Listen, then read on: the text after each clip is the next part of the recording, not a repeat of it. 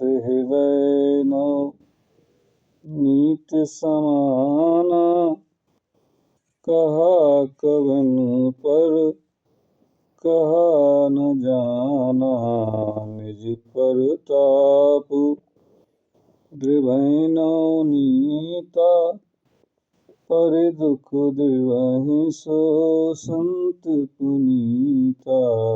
निज परताप द्रिवहिनौ नीता, पर दुख द्रिवहि सो संत पुनीता। संत हृदय नवनीत समाना, कहा कबिन पर कहा न जाना। श्री गोस्वामी तुलसीदास जी ने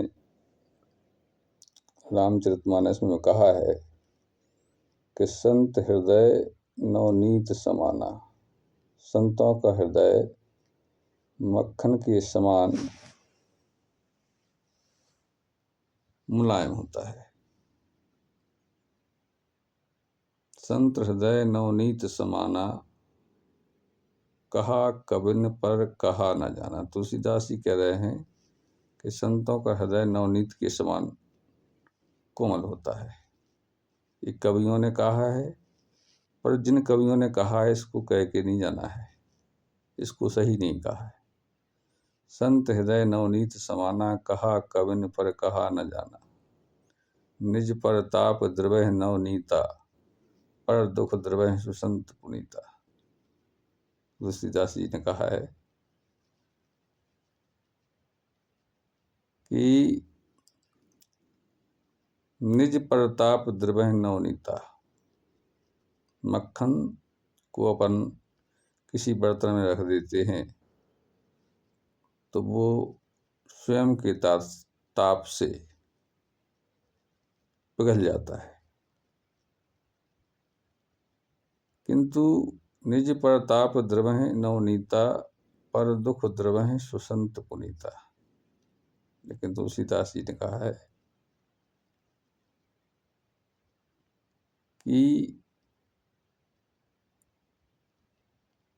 संतों का हृदय तो